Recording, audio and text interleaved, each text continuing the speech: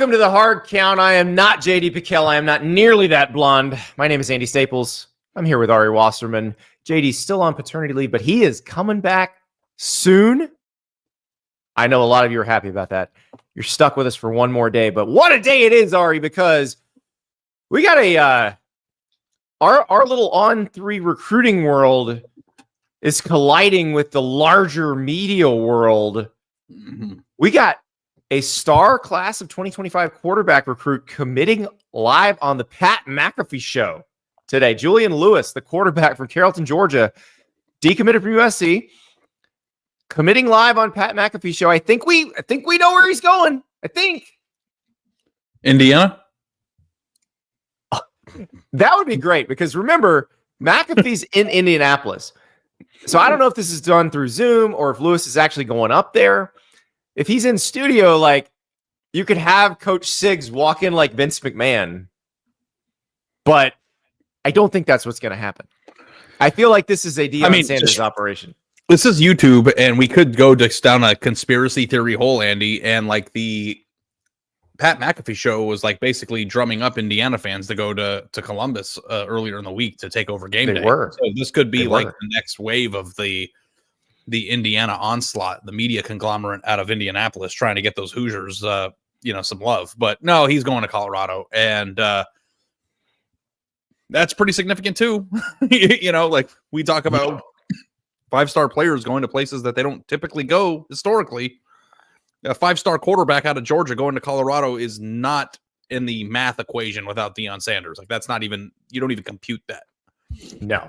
And here's the thing about Deion Sanders and this situation, which I find interesting because you and I have talked about this. We've both said if Deion Sanders did all of the things that most coaches do in recruiting in terms of like home visits, school visits, all that stuff, he would be unstoppable.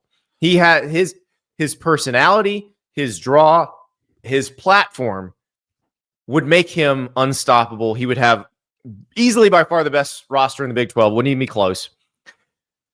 But the fact of the matter is, Ari, he has some things he can do without doing that stuff that give him an advantage. And I think he's using them here. Like Julian Lewis, I'm sure would have gotten a pretty good NIL deal at USC, would get a pretty good NIL deal at Indiana if he decided to go there, or at Georgia, or at Auburn, or at any of these other places that he may have looked at the beginning. You may not get as good of an NIL deal at Colorado because they don't have as much money as some of these other places. But what they do have is a coach who can get you into KFC commercials. Yeah. I'd smash KFC right now. Andy, it's like a business opportunity, right? Like when I don't want to get too inside my personal life, but when I left the Cleveland Plain dealer for the Athletic, there was some upside there that existed that doesn't exist with the money that you were making up front. That was an attractive sales pitch. So for me, like I understand, like I'm a gambler. Everyone knows that. I like to, roll the dice a little bit.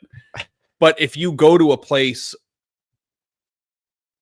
and you achieve Shedeur Sanders' level of fame, and I don't know how much of Shedeur Sanders' fame you attribute to his lineage or his play or just being in that world, but I think that it's a rational thought to think that Julian Lewis could be that famous one day, if not more famous if he plays well.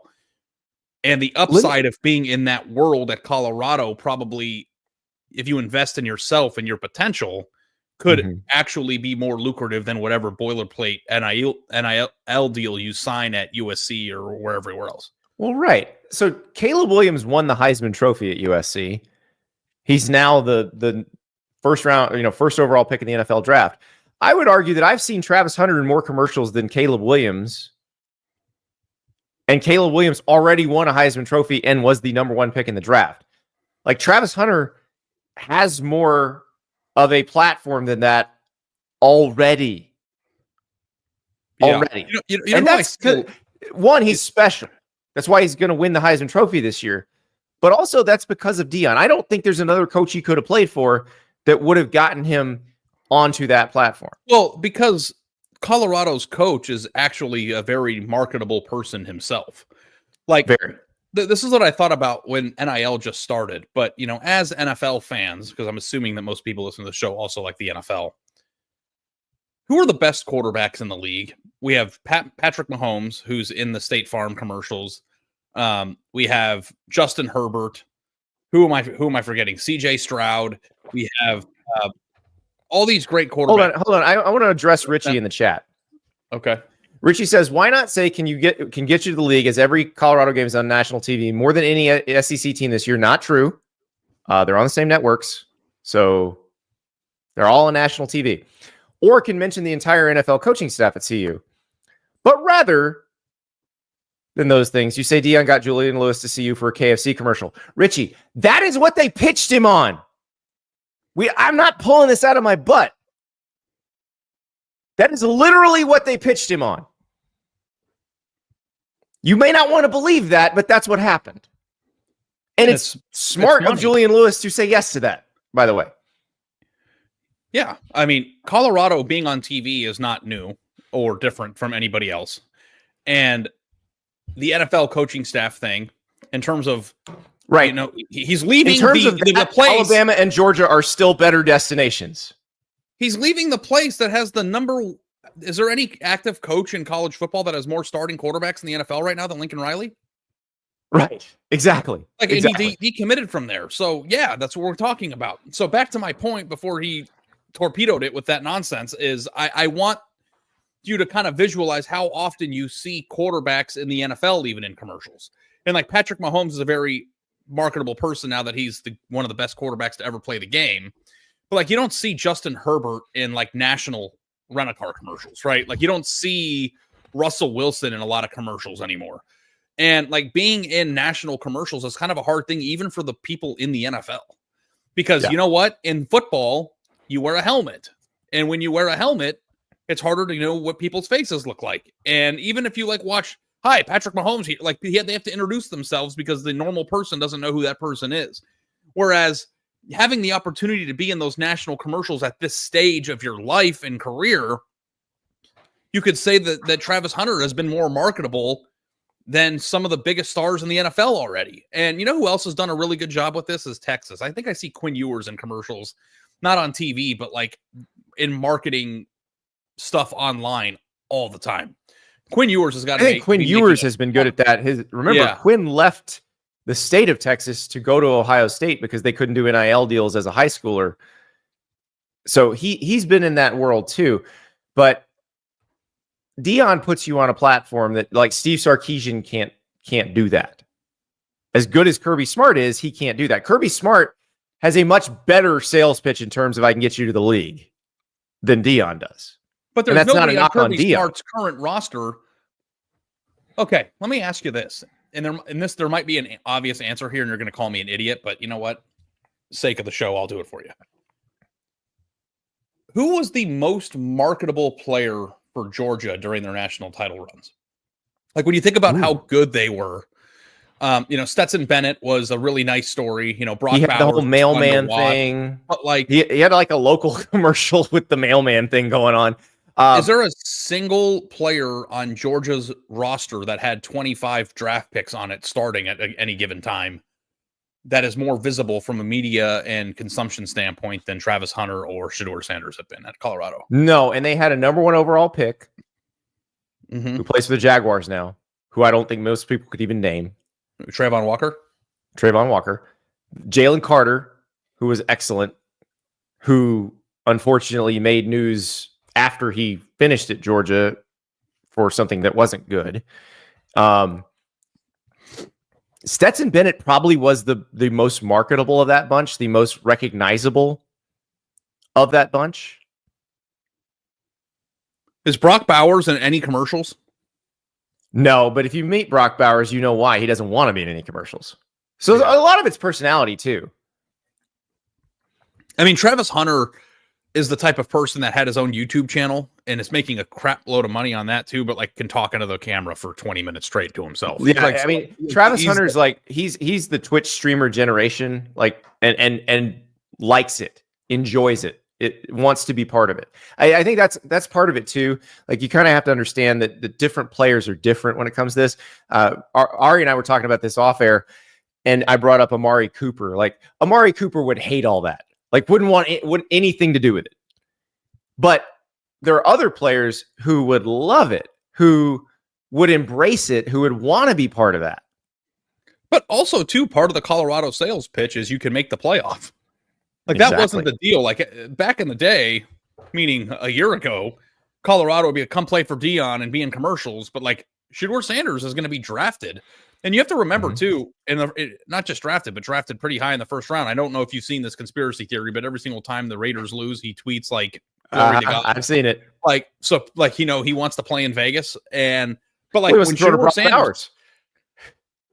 you were Shedeur Sanders going to Colorado, you were a Division II player that hadn't played at that level that people were not sure. Now, he played in the FCS, but let's remember he was a big-time power conference recruit. He was a big-time power conference recruit without big-time offers. Like, if you go look at his offer list, he was a 4-star, but I don't think like Georgia, Alabama, Ohio State, like those teams were not. But he could have. If he hadn't followed his dad at Jackson State, he could have taken a power conference. Wasn't he initially committed to FAU? I thought he was going to FAU, or am I making that up in my head? I believe he might have been for a minute.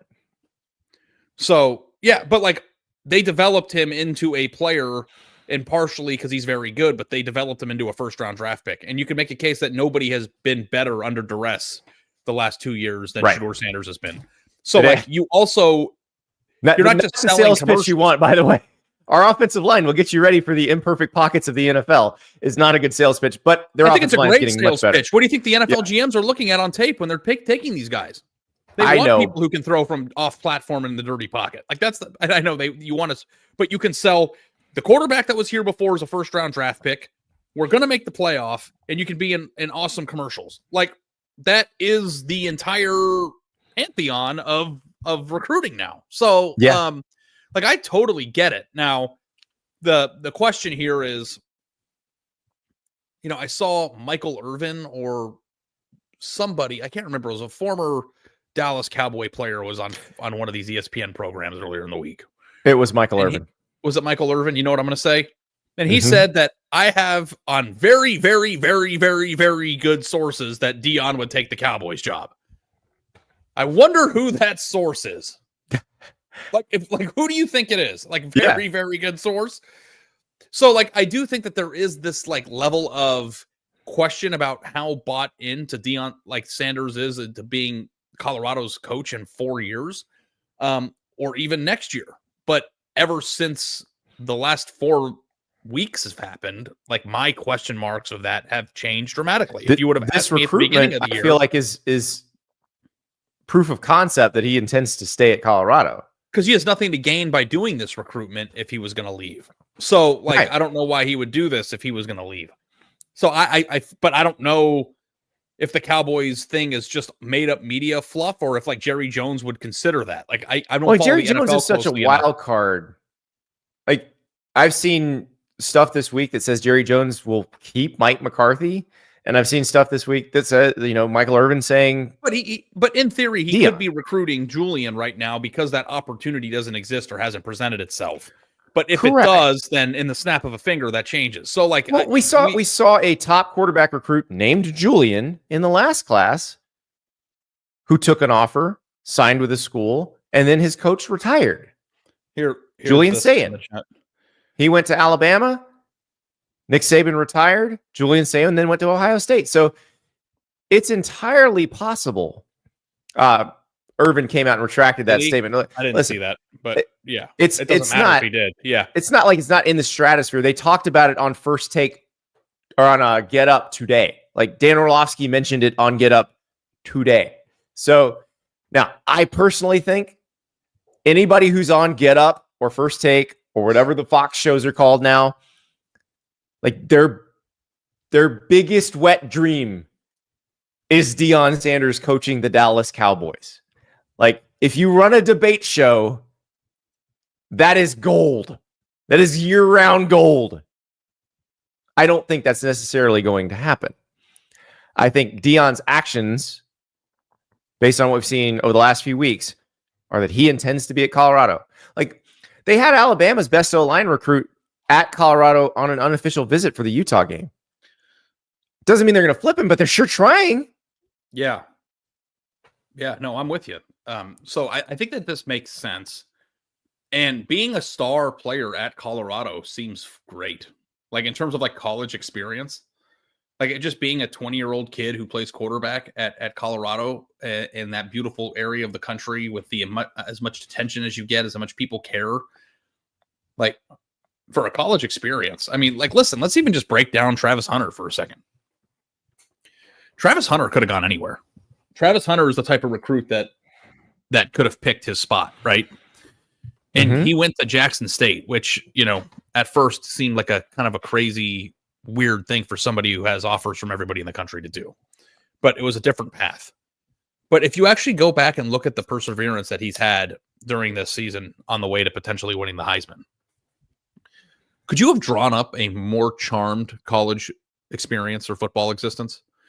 Like, I mean, if you go, Travis Hunter has come off as like he not come off. He has written his own story. I think that's the best way to. Is that the right way to say it, Ari? Yeah, he's written his own story differently than anybody else in the history of the sport. And also, if like Hunter just would have gone to Georgia, you know, being a Georgia kid, or Alabama, or even Florida State, and he was just an awesome two-way player at one of those places. Those programs have those players, not maybe two-way players, but they have amazing star players every year, all the time.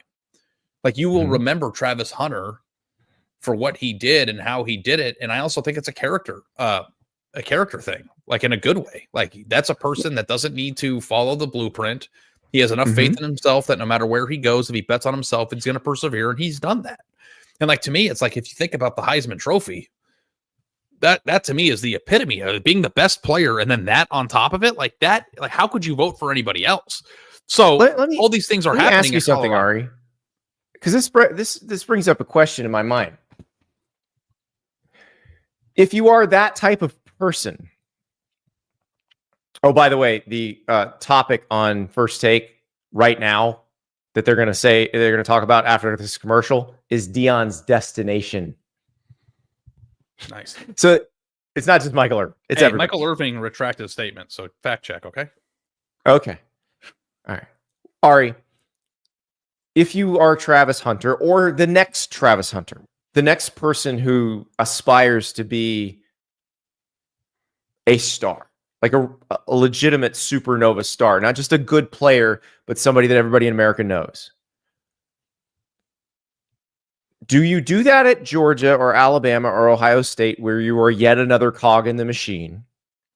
Or do you do that at a place like Colorado or a place like Indiana, which also, by the way, was recruiting Julian Lewis, or a place that has not had that level of success, but because of the new 12-team playoff, can be relevant all season, can potentially play in the postseason? Can I ask you a question? Who will win more games for the next 4 years, Colorado or Indiana? I would bet on Colorado if they're going to get this level of talent in the Big 12. Yeah. That's what I would bet on. It's just interesting because you think, like, if you wanted to follow the Travis Hunter blueprint, if you're Julian Lewis, like what's the blueprint now? Is that blueprint you would probably be more able to duplicate at IU because it's doing something that no one else has done. So, but the thing is, Colorado has shown that they're willing to let you be that kind of star and encourage it, which I don't know that Georgia, Alabama, and Ohio State would necessarily encourage that, though they might start.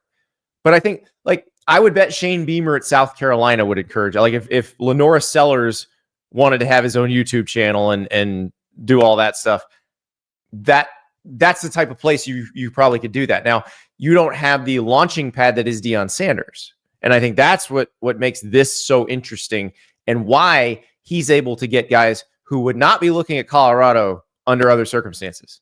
And if you put that into the Big 12, if you put that level of talent in the Big 12, they're in it every year. Yeah. And the Colorado thing, too, is that it's just like would probably be an awesome place to go to college. Yeah, Boulder looks pretty sweet. Like it's not like he's like at some random university in like the plains somewhere. You know, like they are in Boulder. You know, And I don't know if kids care about that sort of thing, but like for me, it's like, where do you want to go on vacation? It's like, oh, Park City or a place with mountains. Like you want to go to places like that. Like it's a vacation destination. So yeah, and also too, we have to. Here's a good point from Derek Brooks. Alabama does it for Ryan Williams, so maybe things are changing. Because you're exactly right, Derek. Ryan Williams does get a chance to express his personality.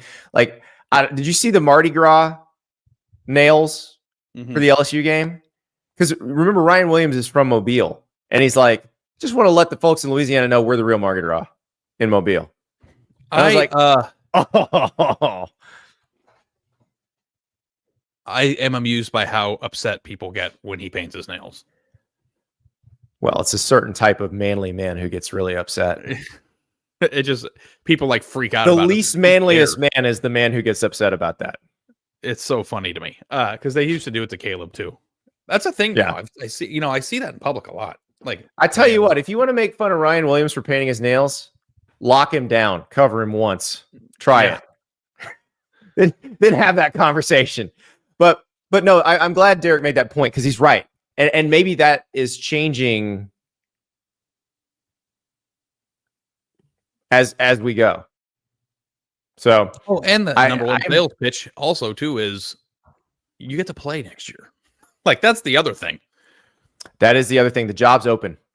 You can come win it. And I mean, USC, the job was kind of open too. Yeah. So this is going to be a fascinating thing to watch. Again, we think it's going to be Julian Lewis. There's a reason we have the question, where will Julian Lewis commit? And there's a Colorado logo next to it. But Pat McAfee show, 12:10 Eastern time. We'll be getting off the air. You can pop over to that. Probably we'll have a little commentary on it afterward as well. Ari, let us shift gears and talk about the ACC. What was one of the big criticisms last year when Florida State got left out of the college football playoff?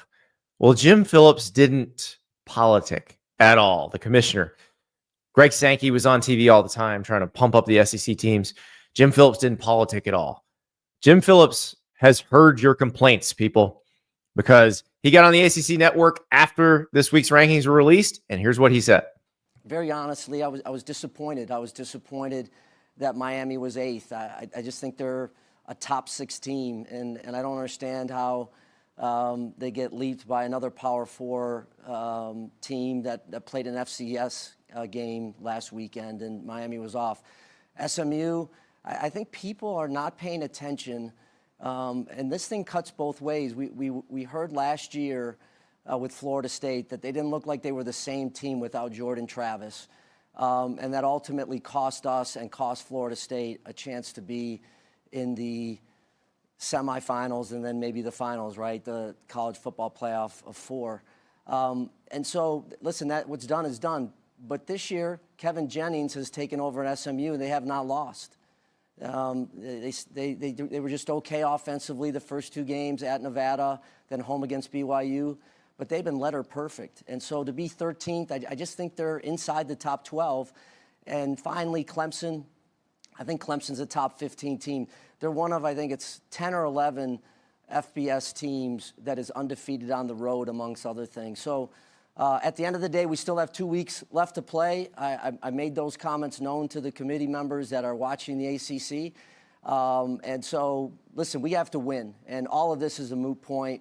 About where our ranking is and whether we're in with multiple teams or not. And that's the beauty and fun of the rest of the college football season. But, that was my initial reaction after watching the show last night. I don't care if you agree or disagree with Jim Phillips. I'm just happy he finally understands how this works. Yeah, I don't think it makes a difference. I think people think this stuff makes a difference. It doesn't. But it's like a nice public play. I don't think the committee is going to change their mind now because he said that. In fact, I think that he should be thankful that Miami's ranked number 8. The SEC has run circles around the other leagues in terms of politicking around the rankings over the years, and nobody else has figured out they can do it too. But they also control stuff from a financial standpoint a little bit more. Like it's not just like getting out there and the SEC's got great PR. It's Even when the gap wasn't that wide, they were better at the PR game.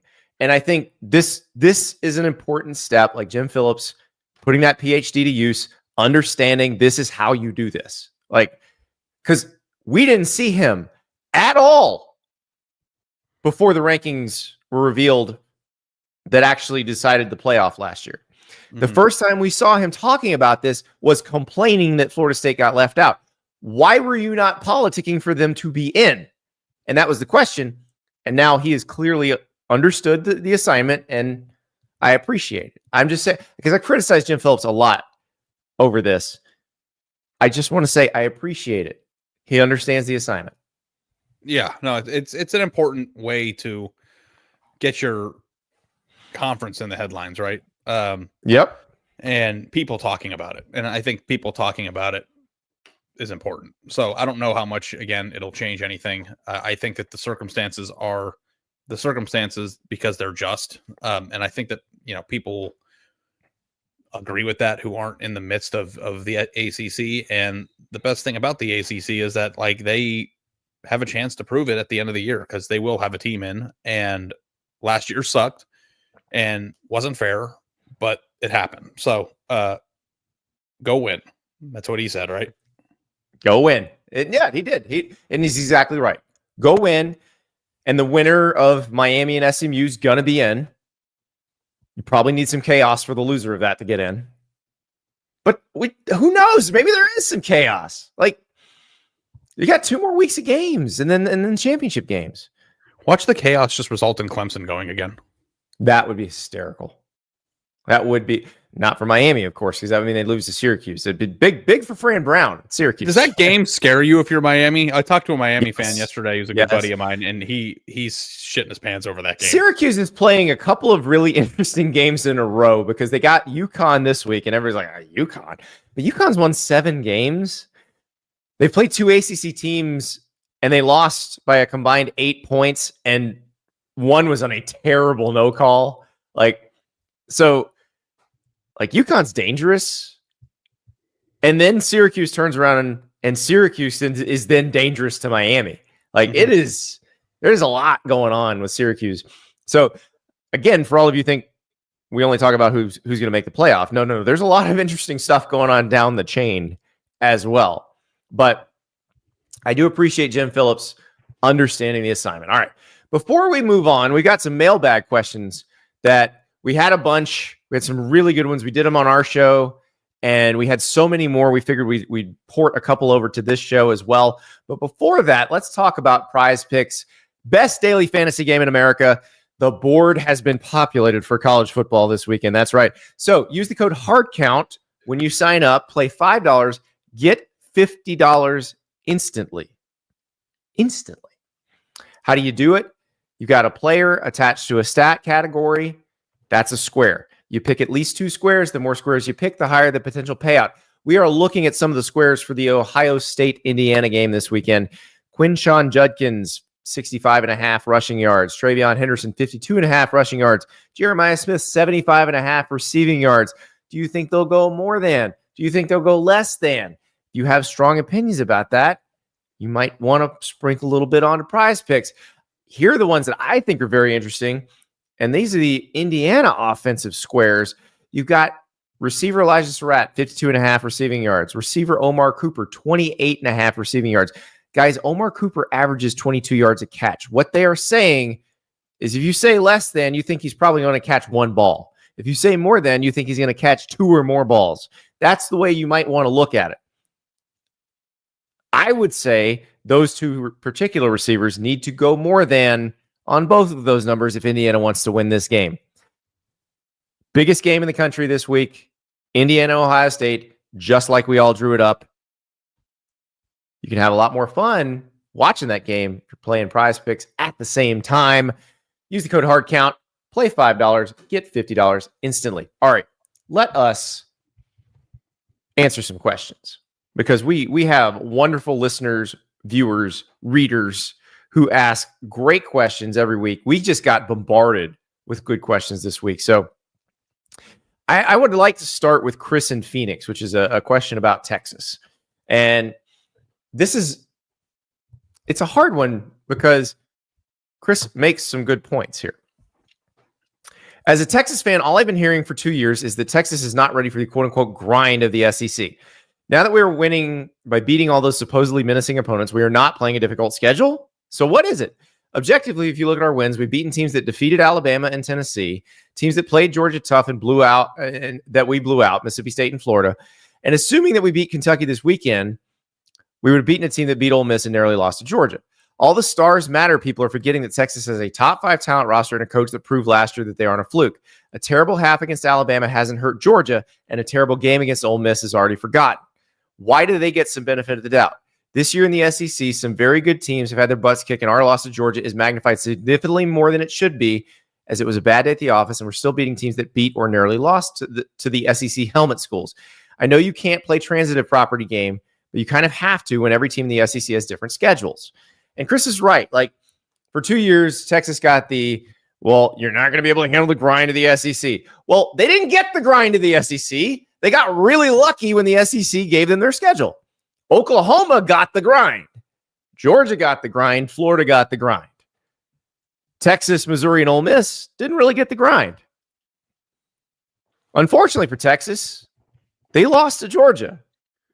Like, if they'd lost, Ari, if Texas had lost to one of the other SEC teams on the schedule and beaten Georgia, are we even having this conversation? Andy? Mm-hmm. Where's Texas ranked? They're ranked number 2. Okay. What are we talking about again? Okay. No. Listen, Chris is right.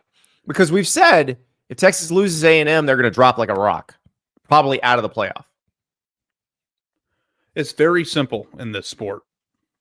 And I think that we all have to just get on board with it. You are who you beat. And if the teams you beat played tough against other good teams, that's not beating somebody. And I understand what he's saying, and I understand the narrative that Texas is being hit with. But the narrative is laced with fact. The other teams in the SEC that are in that 2-loss cluster have beaten each other. Georgia has been beaten. Alabama has been beaten. Tennessee has been beaten. Ole Miss has been beaten. But they also have beaten others in that same ilk. Texas has not beaten a team in that ilk. Have they beaten a single team in that? River, put that back up. Have they beaten a single team on that list there of the top 8 in the SEC? Am I forgetting They one? have not. They have a chance to beat one of them next week. They haven't played those teams. So they played one and they got boat raced in the first half at home. Texas is still firmly in the playoff. Texas is ranked number, what you said, 2 or 3? They're number 2?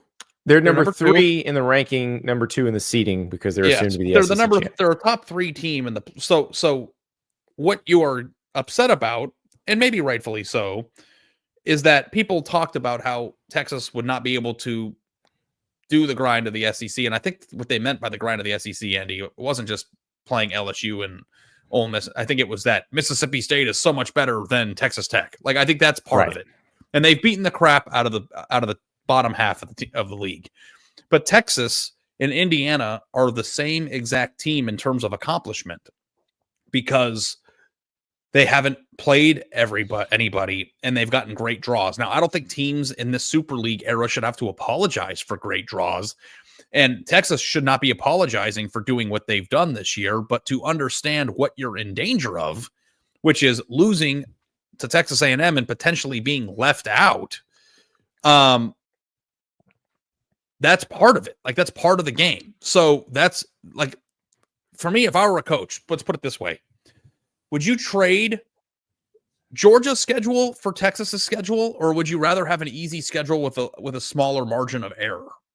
So, like, and I understand that Texas's strength of schedule is technically much better than Indiana's. I'm not saying it's the same exact thing. What I'm saying is both teams have gotten advantageous draws in their conference and have taken advantage of those draws. But the the drawback of those advantageous draws is you do not get the benefit of the doubt for losing games that the other teams get when they have beaten the teams that you didn't have an opportunity to play. And that's just fair. Like, I don't know. Like, You have a bigger opportunity to win 10 games or 11 games, but you have a smaller margin of error for losing to teams that you're not supposed to lose to. Or if you lose the only 2 games on the schedule against teams on that graphic that we showed, then why would you be? It doesn't matter what you did to Mississippi State or Florida. What matters is how you performed in the games against the teams in the top 6 or 7 of the SEC. And if they lose to A&M, it would be terribly. And that's not worthy of winning the national title. And I think that's a rational thing to think. It is, and Texas is in a good spot. Just win and you're fine. Yeah. And also too, like they're supposed to be, if you're a Texas fan, and I understand that on the road in a rivalry game, it's tough. You should be much better than A&M this year. Like there's no reason why you should lose the game. And if you want to talk, it's like we lose track of this. We are talking about competing for the national championship. It's okay to expect excellence. You don't, it's not just who gets the biggest favors. If Texas beat Georgia or Alabama or Texas or A&M or any of the other teams in that graphic, they would be treated the same exact way as the teams that are in the graphic. So don't act confused why they're treated differently when they've had easier circumstances. There's a straight line to cause and effect. There's a straight line there. In my opinion, I mean, I don't know. Am I full of shit? Like, what are we looking at here? You're right. You're exactly right. And if Texas keeps winning, Texas will be just fine. And Texas gets the benefit of the doubt of being in the top 3 right now without a quality win. That's great. You're not getting screwed. Yeah. You're in a great spot. Yeah, Texas, Penn State, Indiana, they're all kind of chilling. Now, the Texas fans pointing out that they do have a common opponent. Texas crushed Michigan at the Big House. Indiana played its closest game of the season against Michigan at home. So there is that. And it is nice to have the little common opponent situation. That's the interesting thing, too, because when it comes down to it, and if I want to make these Texas fans who are upset with me at ease, I don't think Indiana wants to go into a head-to-head debate with Texas if they lose to A&M. Nope. And like we're fixated on Tennessee, like, ooh, who's going to beat the Indiana Tennessee debate? But like, if A&M does beat Texas at home next weekend, Texas is firmly in that debate with Indiana. And I think Indiana should probably win that one because they have 1 fewer losses, but that's when strength of schedule, again, will come into play. And for the same reasons why you're upset right now, that's your number 1 argument for your head-to-head battle with Indiana at the end of the year. And that's like the ironic part. Like, well, that's not the bad. It's not Texas losing to A&M and then the fight with Indiana. It's Texas beating A&M, losing the SEC championship game, and then the fight with Indiana. And I think Texas would get in that situation. Texas would win that one, I think, because then they would have a quality win on the road against a team in the top 15. The team that you would worry about getting into the SEC championship game, losing the SEC championship game, and getting knocked out of the playoff is A&M. Texas, I don't think you would have to worry about that. Yeah. If Texas, that's going to be interesting. If Texas goes to A&M and wins and then loses in the SEC championship game, which I think, by the way, if I had to guess, is how it's probably going to go. Like right now, if I had to guess that's what you projected in your bracketology. Yes. So then if they're head-to-head with Indiana, then the thing that people are saying about you will now say about Indiana and probably win the argument. Right. Exactly. Same logic. Yeah. And of course, if Texas wins the SEC championship game, there is no argument. There's no debate. It's just, are they 2 or are they 1? Just be clear, the only penalty or negative situation that Texas finds itself in is the court of public opinion. But in what actually matters, which is the committee's rankings, they love Texas. So like, you're good. You know what I mean? Like, our producer River asks a really interesting question. So we'll add this one to the Dear Andy and Dear Ari. Is Texas A&M the only team in the SEC that would get punished if they lost the championship game? So the other one, this is one so Alabama's the one that holds most of the tiebreakers because of difficulty of schedule to get in. As long as A&M's got to beat Auburn this week, because if A&M beats Auburn and Texas beats Kentucky, then A&M Texas is a play-in game for the SEC championship game. Alabama's probably the opponent on the other side, provided they beat Auburn and Oklahoma. But if Alabama, which has 2 losses, were to lose the SEC championship game to, say, Texas or to, say, Texas A&M, would they still make the playoff with 3 losses? I don't know. It's not a guarantee because they could say, yeah, we beat Georgia. The LSU win's not going to look that great. The South Carolina win's going to look pretty good, I think, at that point. But they lost to Tennessee and they lost to Vanderbilt. I'm not sure they'd make it. Hey, can I throw another weird one at you? Yeah. I don't know if this is even possible. So bring out your calculator, nerd, and tell me. Okay. But is there a scenario like who has to lose for Texas A&M and Texas to play in the SEC championship game? Like, would that have to be utter chaos? Like, if Alabama loses to Auburn, like, hold on, I've got my B-ball, not nothing, not net. All right, so for them to play in the SEC championship game, we need Texas A&M to beat Auburn, and we need Texas A&M to beat Texas. So that has to happen. Let me have Alabama lose to Auburn. Let me have Ole Miss lose to Mississippi State. I'm gonna have Texas A&M beat Auburn. I'm gonna have Ole Miss lose to Florida and Mississippi State and get them out of there. Let's see. We're already too far down the rabbit hole. Like, it's not gonna. No, I can have Tennessee lose to Vandy. Hold on. And then Georgia lose. Georgia would have to lose. Oh, I got to get Georgia. Georgia's done. Georgia didn't play another SEC game, so it would be Georgia. So I don't think we can make that happen. Okay, it can't happen. Okay, because Georgia Tech beating Georgia does nothing for the SEC championship. Right, exactly. Georgia is finished in SEC play. Okay, I just was like trying to scheme up a rematch between those two somehow. That would be electric.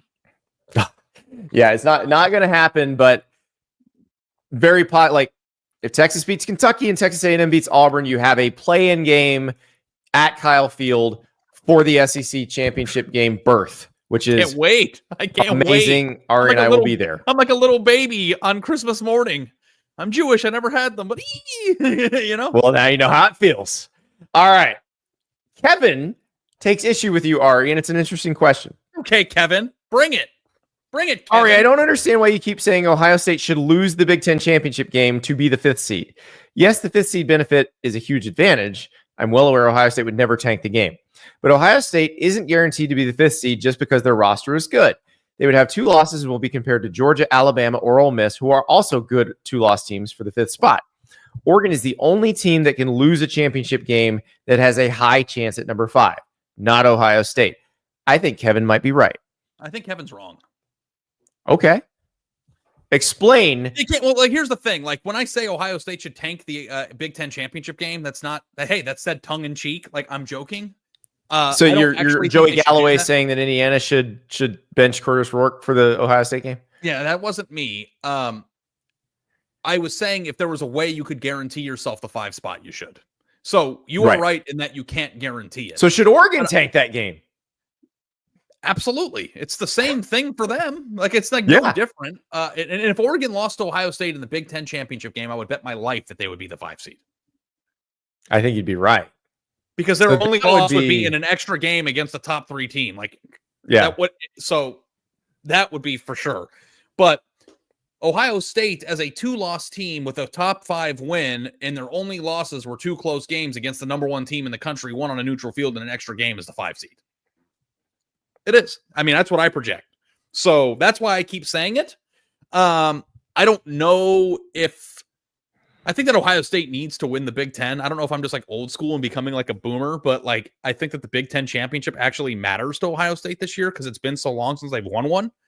And I do think that and I saw Urban Meyer was talking about this. Did you see Urban Meyer reacted to Lane Kiffin and what he said about not wanting to play in the SEC?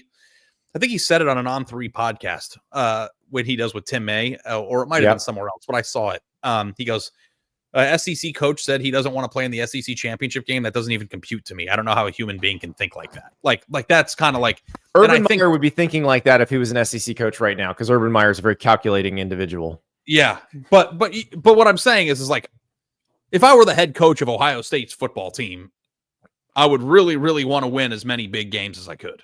Like, you know what I mean? Like, you don't want to go laying down. The Big Ten championship matters. Ryan Day told us this when we talked to him in September in Columbus. Like, you're Ohio State's coach. Your job's to win every game. Yeah, he knows. So I'm just saying from a path standpoint, if you could ensure being the 5 seed, and I will fight people over this because people think that the extra game is a lot. I would much rather play BYU in Boise on the road or whatever, at home, whatever, than go have to play the winner of the Alabama Notre Dame game in the second round, which would, be. And again, I think that both of those paths would probably lead to the semifinal for them, if I had to guess.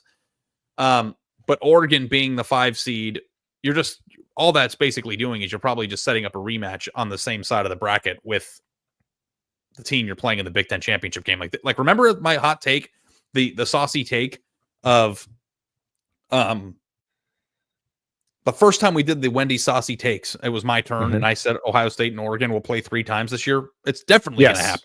I don't know if you're paying attention to this, but it's if they're the 1 and the 5 seed, if Ohio State wins on Saturday and beats Michigan, and they are 1 and 5, they will play again. Yeah, I think that's probably true. Wait, did I thought oh no, I said it'd be the only time they'd play this year. That was my saucy take. I said 3. Well, I'm going to be wrong, I think, unless Indiana comes through this weekend. I need Indiana. There is a lot of hay to be made in the 12-team era. Playoff futures, like after early season conference losses. There's a lot of money to be made there. Like Notre Dame, I'm sitting on a ticket, and I don't know, we have questions, but like I was looking at on my gambling site, the props for making the playoff and not making the playoff. And I'm sitting on a ticket for Notre Dame to make the playoff at plus 450 the week after they lost to NIU. I didn't just come out here and talk about it and get clicks. Like I put my money on it. Like because I knew this was going to happen. And you get so caught up in, oh my God, somebody lost to somebody in week 4. You forget that you will forget about that in 2 months. And the odds reflect that. And I was looking at the futures, and now Notre Dame to make the playoff is minus 650. And it's like, I'm going to cash that bet. Like that's going to be a 4-1 bet because people got caught up on why. They lost to Northern Illinois. I know. I think that's an overreaction. But like, I really do believe that like losing to a team like that just means you weren't locked in and you weren't paying attention. I don't think it means that you're a shitty football team. And I think that Notre Dame has proven that to be the case. So, but anyway, like when Ohio State lost to Oregon in the game in Autzen, like Ohio State became like 4-1 to win the Big Ten. And it's like that game has no bearing on who wins the Big Ten. And you're basically ensuring, if you think Ohio State is who they are, that you're going to get 4-1 odds when they play again, which is insane because they might be favored. So like there's like, if you don't get caught up in the moment, which is my number one weakness as a human being, like being a prisoner of the moment, like you actually just like be like, what am I going to think about this in a month? And then you look at the odds, like there are some places where there's some spots there. So Andy, I know we're doing questions, but I do want to play a quick game with you, if you don't mind. Okay. With the NCAA to make the playoff props. Alabama to make it, yes, is minus 1,000, and not making it is plus 500. So you can get 5-1 odds basically. That's pretty good. 5-1 odds that Auburn, like that's better. So basically, like if you play the numbers here, like Auburn is not going to be a 5-1 dog in that game. So if you just wanted to bet Auburn plus 500, that's what you would bet. Like I'm just saying, like there are spots here where you can get better value. I was gonna say, what's a Georgia to not make the playoff? Georgia to not make the playoff is plus 1,300, so 13-1. So what is going to be the more value? What more value? Georgia to not make the playoff at plus 1,300, or the money line on the Georgia Tech money line in the Georgia Tech game? That's right. So like you also, if it comes down to that, now you have to understand that every single time Georgia wins a game, do they play another game before they play Tech, or is Tech their next game? They play an FCS team. So okay, so I guess it doesn't matter. So the odds probably won't be different. But yes, but here are a few interesting ones. Colorado to make the playoff, yes, is minus 135. And no is minus 105. So that's exactly what you'd expect on a bubble team. Hold on, Zach doesn't understand what we're doing here. Georgia is making it. I'm absolutely trolling if Alabama makes the playoffs. Zach, we're talking about value plays in gambling. We're not talking about whether we think this is going to happen or not. The fact is, there's more value. Like, if you think something crazy is going to happen, we're telling you don't bet on Auburn in the Iron Bowl. Don't bet the Auburn money line. bet the Alabama's not going to make the playoff prop. Yeah. Because you'll make more money. And here's an interesting one, Andy. Tennessee to make the playoff, yes, is a favor. They're favored minus 135. Yeah. No, it was minus 105. So we don't have to go through all this, but I was like looking at it today, and there are spots if you're like into it to go look. Yeah. But okay, you can do Coach J-Rock has an interesting question, and I actually know the answer to it, and it's wild, so I'm going to answer it.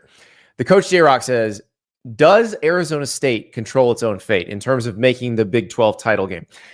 So Arizona State plays BYU this weekend. They are favored. Then they play Arizona.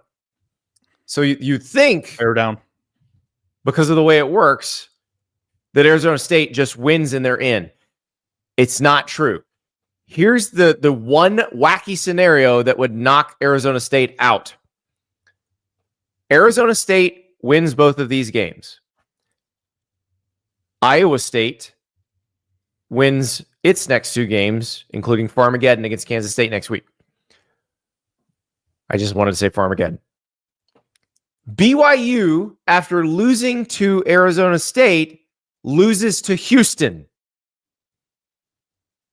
Colorado keeps winning. If that happens, Colorado and Iowa State would play for the Big 12 title, even though Arizona State won both of those games. That is the only scenario that would keep Arizona State out if it wins both of those games. So Arizona State will beat BYU. If they beat BYU this weekend, they would immediately become giant BYU fans, would need BYU to beat Houston.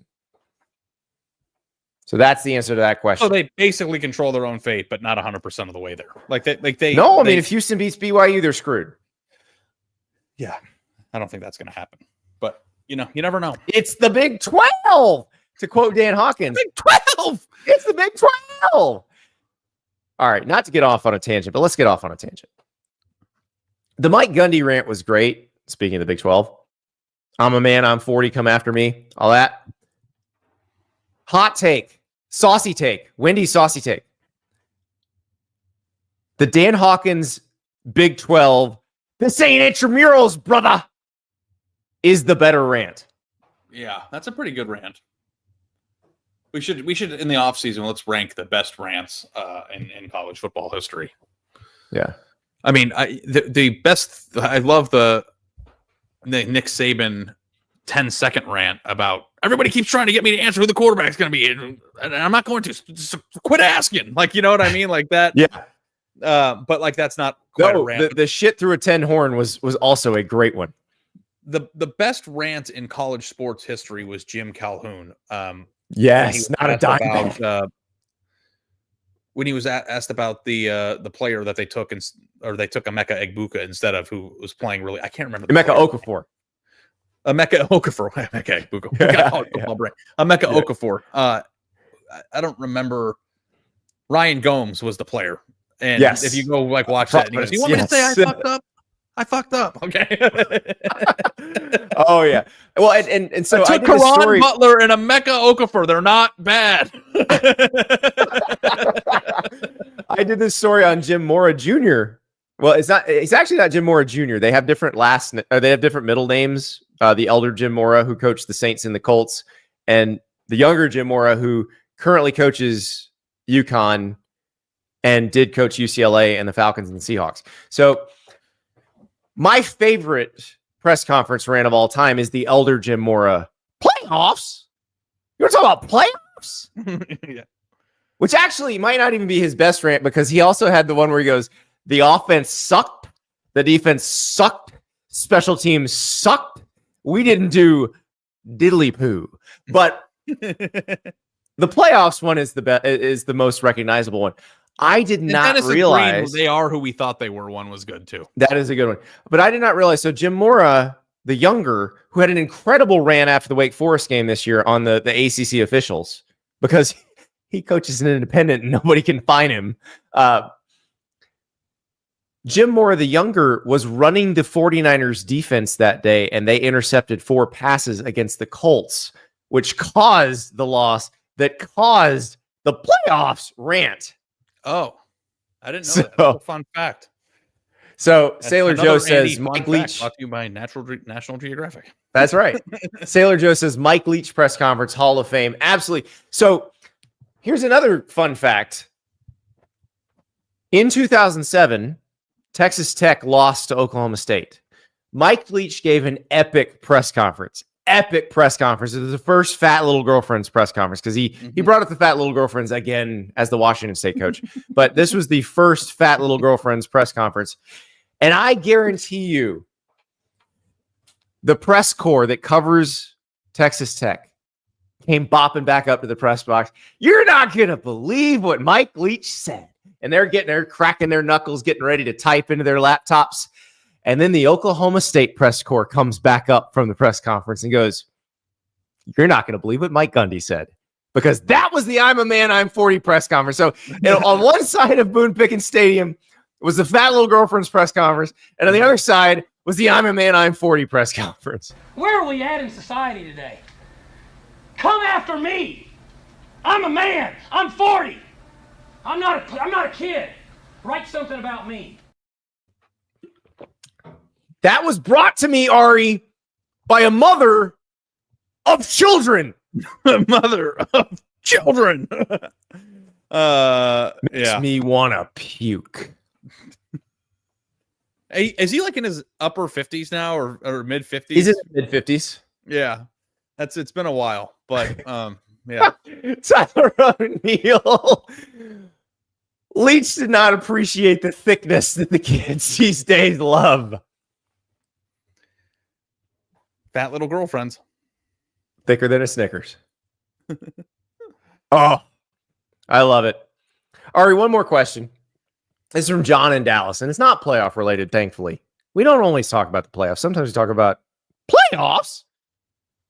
Do you see a future where bowl sponsors are able to pay players for playing and a bonus for winning? If so, would the take-home pay effectively create a prestige tiering and improve matchup quality?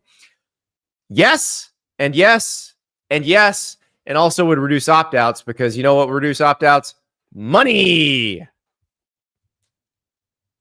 Yeah, the bowl gifts thing being supercharged into just fat checks from the company would be pretty great. Oh, it'd be awesome. It'd be awesome. And that's going to, like, the R&L Carriers Bowl is going to be star-studded if R&L Carriers wants to pony up. Like, that. Yeah. That's all there is to it. Yeah. And it's just kind of like you make the game better, which then increases the marketability and then improves your investment in the sponsorship of the bowl game. By the way, to get back to what we were talking about at the beginning of the show, the Julian Lewis commitment coming up 10 minutes on Pat McAfee's show. Also today, a big Zoom press conference with the whole national media involving Shedeur Sanders and Travis Hunter.